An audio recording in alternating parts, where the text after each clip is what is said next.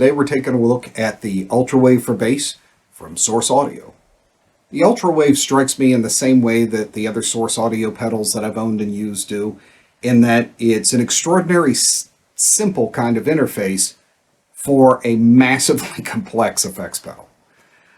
We've got 4 basic knobs here and just a small number of connections. You've got stereo in and stereo out, and those can be routed in a number of different ways, which we'll take a look at the software. But you can run it in a normal stereo operation, input 1 to output 1, input 2 to output 2.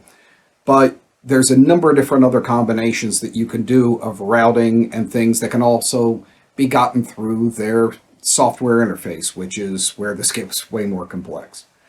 But just on the face, you have the center dip switch, which gives you the 3 positions and a number of presets by moving that from place to place, and those can be selected via hardware.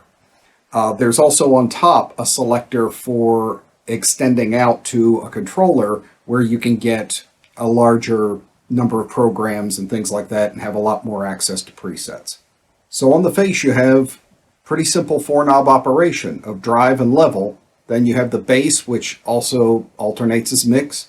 And then you have option of treble or mid function for the remaining knob. Really a simple layout, and it's really kind of interesting and a different approach from a lot of pedals where you have an incredible amount of knobs on the front, or you have a deep editing window, an LCD screen in the front of it, whereas the real functionality and the real depth of the unit comes from the Neuro app.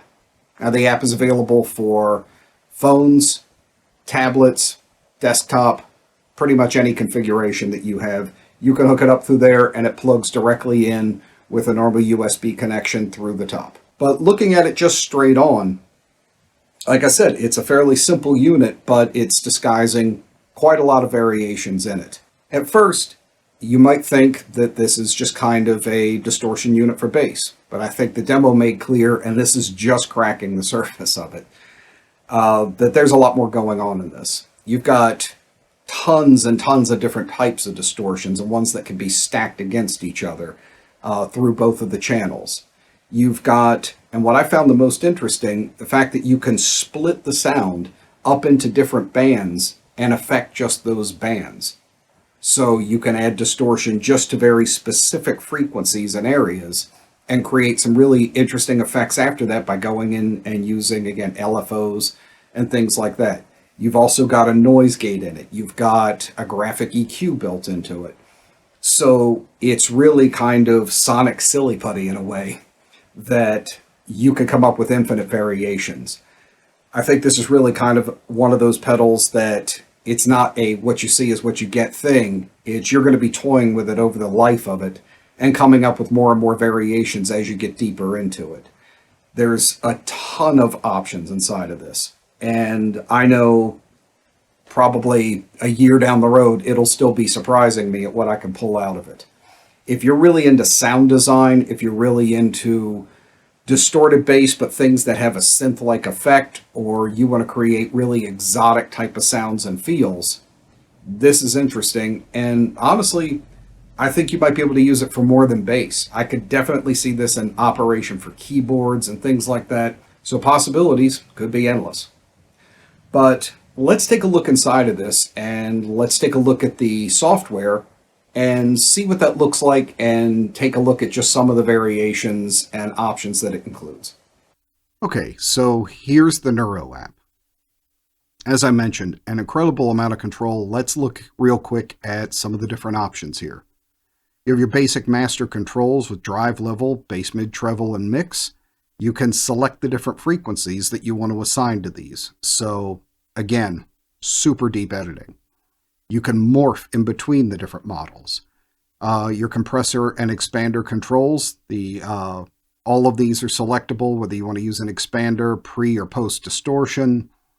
Then you move on to the distortion controls, and this is what I referenced earlier, where you can do multiple different levels and different styles of selectable band frequencies, and then control them down here by which one is getting what level of attenuation, and control your distortions literally in small frequency detail. So that's pretty impressive, and that opens up a whole Pandora's box full of different options that you're just not going to get in a normal distortion. Multiband tremolo, again, so many different options for every effect in it. You have the LFO that you can select in between sine and attack and release. Then all of that's able to be synced to a MIDI clock, which is super helpful there. Ring modulation, I'm a big fan of that. I want to dive into that definitely. Graphic EQ, high and low pass filters, you can set those.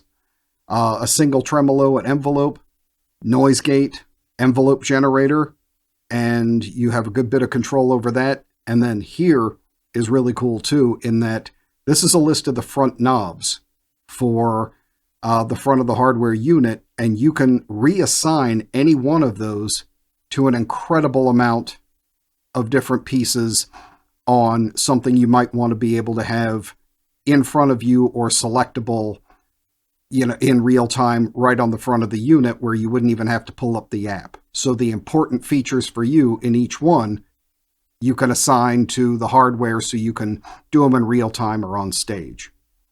Then you have external control and be able to use expression pedals, things like that, assign them and their values. Over here are the different presets. These came stock, and I added some of these, some great ones I wanted to point out that I found in the cloud. Again, you can go to the cloud and look at people who've uploaded great sounds, share presets. Another great feature is it's endlessly entertaining because you can keep sharing things and stuff that you wouldn't have normally thought of. Somebody might have come up with something really cool. Some of the ones that I got from the cloud I thought were worth a good look was the In Over My Head 3, BW Boogie, Boomer, Cold Steel, Aftershock, Funkortion, Bell Ringer, Faint Echo. These were really cool ones. I really enjoyed them, but there were tons on there that I still have to go back and check out. But being able to share presets, that's definitely a big bonus to the unit because, again, with so much that you're able to do in here, everybody's going to approach it differently, and this gives you an ability to see the unit through someone else's eyes and come up with different combinations you wouldn't normally see. So obviously there's a lot under the hood of this. Again, I'm probably going to dive pretty deeply into this one again because I don't feel like I even got under the first layer here, but it's a really extensive unit. If you like creating really original, new sounds, things where you're just going to completely go off the rails and do something really original and different, this could be the unit for you. The other thing is, though, the sounds in it and the functionality of it make for some good stuff that's fairly simple that shouldn't be overlooked. If you want it to be a simple unit and just perform a couple of functions but do it in an interesting way, I find that it excels at that too. One of the things I really liked about it is the fact that you can dual compress or run two different types of compression algorithms and have it treat different parts of the frequencies differently. That was really a big bonus, and because I use other processors after it and gain staging, being able to do those and then add a boost in combination with it really made some of my other units roar with it as well. So it can be completely self-contained, it can have all the distortion you may need and a variety of it, or in step with some other units and things really give you some other results, which that's going to wind up being a whole other rabbit hole, putting all those variations in front of other units and then seeing how they punch into each other. So definitely a very cool unit. I enjoyed it a lot. So for more information, check out the Source Audio site, download the app, and we'll see you in 2 years when you've finished nerding out and playing with all the options. But yeah, I really enjoyed this one. Thanks so much for checking this out with me, and I will see you on the next one.